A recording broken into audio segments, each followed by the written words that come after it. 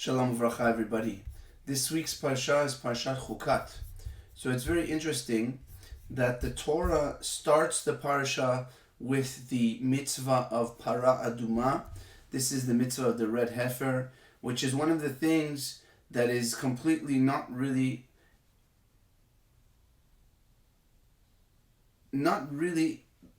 something that we can't understand. It's beyond rational understanding. It's called a chukah. It actually says, Solomon said, Amarti achakma rechoka himeni. I said I would understand it and be wise about it, and it was too distant from me. It says the only person who really understood it is Moses. He's the only one who really perceived the true meaning of this mitzvah. And something interesting about this mitzvah is that anyone who's involved in the preparation of the red heifer, as it's called, becomes impure. So it's interesting that it's coming to purify, but everyone who's involved with the preparation of it basically becomes impure.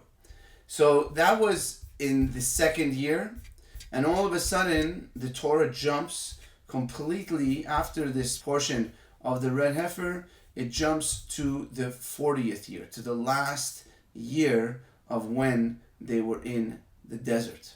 And it says that this is when Miriam passed away. And all of a sudden they don't have any water. It says the water that they received in the desert, it was in the merit of Miriam. So Miriam passes and the water is gone. And they start complaining to Moses and Aaron. They say, if only we had died when our brothers had died, why have you brought us out so we will die here, us and our animals? You took us out of Egypt to bring us to this bad place. There's no fruits here. And they're complaining and they're crying to God. Hashem tells Moses, go and speak to the rock in their presence, and the rock will give forth water. Moses takes the staff, and the rock that he's talking to doesn't work.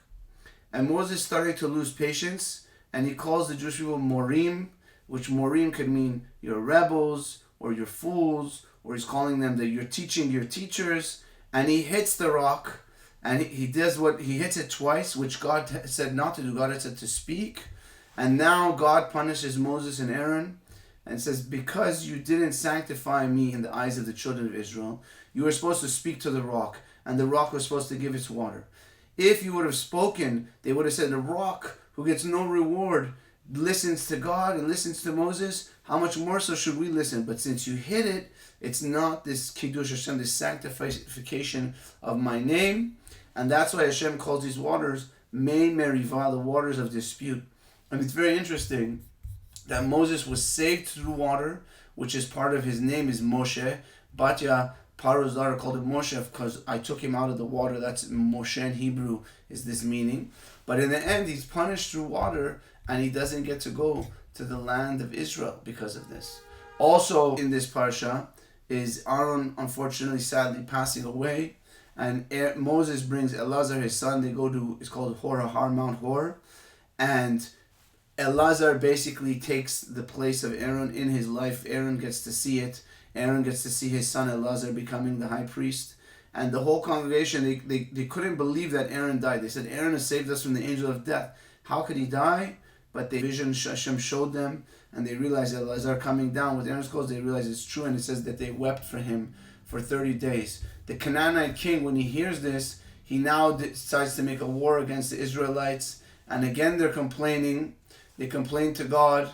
They become tired of the way. Why have you brought us out? And now God sends venomous snakes that were biting the people. And Hashem tells Moses, make a copper serpent and put it on a pole. And whoever, Hashem doesn't tell it, Moses make it from copper, but Moses makes it from copper. And whoever sees it will live. And the idea is that just as the snake speaks bad and it causes death, they were speaking bad, as we've spoken about so many times, how negative the speaking of bad is. And lastly, the Zohar goes into this idea of the well. It talks about the well that traveled with them and the spiritual significance of the well. The well is like this spiritual energy that we can still tap into in our lives. And we'll speak about that further. Be'ezrat Hashem, Shabbat Shalom U'Mevorach.